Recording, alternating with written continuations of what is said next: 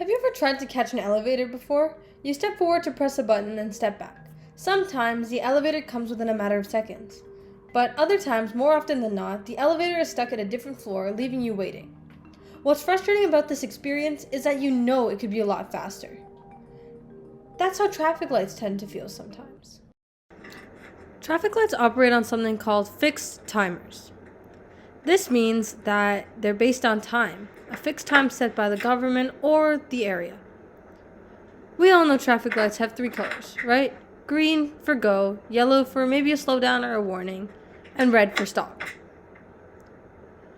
A majority of traffic lights are based off of a similar fixed timer logic. 30 seconds on green, roughly 5 seconds on orange, and then another 30 seconds on red, which is 30 seconds to go, and then you stop for a bit, and then you stop fully at 30 seconds, and you repeat. Here's the thing, that's not just inconvenient, that's inefficient. In the US, billions of dollars worth of fuel is wasted just sitting at red lights that have no reason to be red.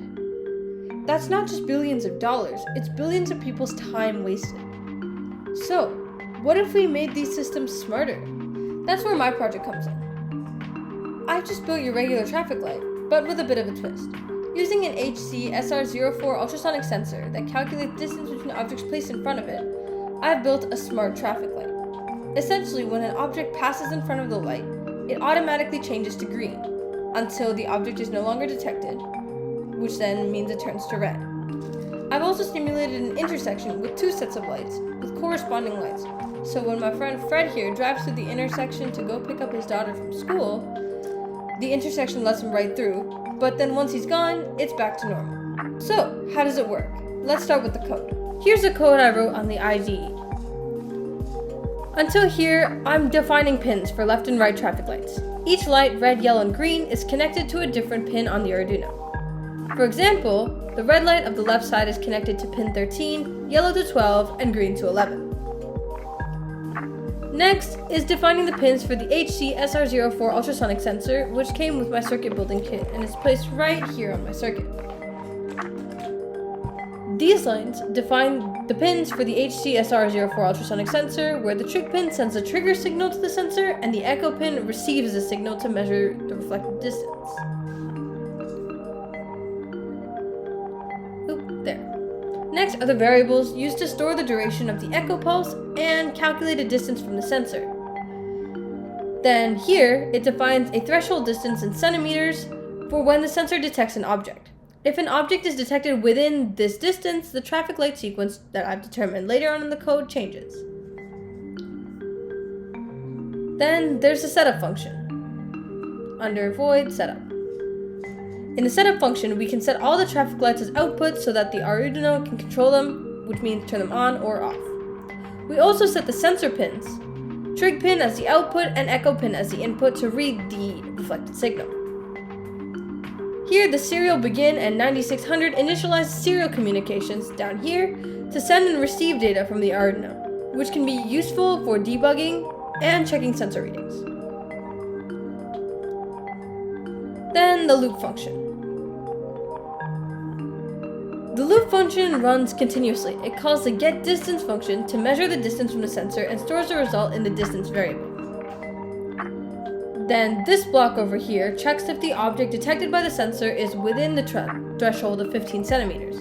If true, it activates the activate red light function, making the right light green.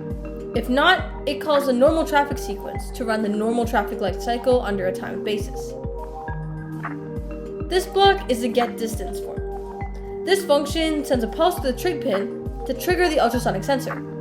It first sets the trig pin to low for 2 microseconds, then high for 10, and then finally low again. This generates a pulse that the sensor needs to measure the distance required to know if it needs to activate the function according to if there's an object in front of it. Next, the pulse-in function. The pulse-in function reads the time it takes for the echo to return. The distance is based on calculated the speed of sound, which is 0.034 centimeters per nanosecond. We divide by 2 to account for the round-trip distance. This block is where distance is printed to the serial monitor for debugging purposes, and the function returns the calculated distance, as shown below. Next are the write light functions. This function is called when the object is detected by the sensor. It calls the right green light on and the left red light, simulating a red-green sequence. This right light then stays green for 5 seconds. Below that, after 5 seconds, the right light transitions to amber or yellow for 2 seconds. The left light stays red. Then, returning to the normal sequence, finally the right light is set back to red and the function is finished. Here's the normal traffic light sequence. This starts the regular cycle. The left light is red and the right light is green for 5 seconds. Then the right light transitions from green to amber or yellow for 2 seconds, while the left light remains red. Now, the left light is green and the right light is red for 5 seconds. Finally, down here, the left light transitions from green to amber, yellow for 2 seconds. The right light remains red. So that's the breakdown of my code. This code simulates a traffic light system with sensor triggered motion for the right light side. Now, a demo. So to start, I've got red, yellow, and green LEDs. They're shining pretty brightly, but you should be able to see them. Here's my Kumon Uno, basically an Arduino Uno Duke, connected to a power source and my computer. Here, I've got 2 wires connecting them to my positive and negative rails, which power my LEDs on this side. Got 220 ohm resistors to channel current, and on this side, basically identical. Each of these LEDs is connected on a separate pin into my Kumon Uno, allowing for a simple programming experience. I also have jumper wires here connecting my positive and negative rails to the other side to allow flow of current to these LEDs. Again, identical with the 220 ohm resistors.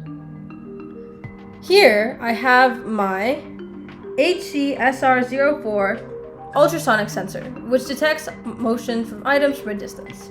If I were to place my hand in front, the light would automatically change.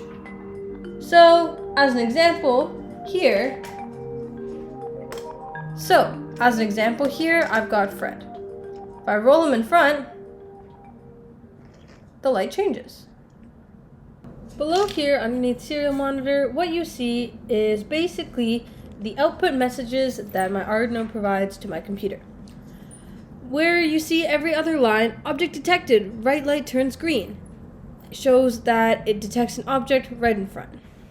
So, that's how I built a smart traffic light instead of maybe going to bed earlier and asking my mom to wake me up instead.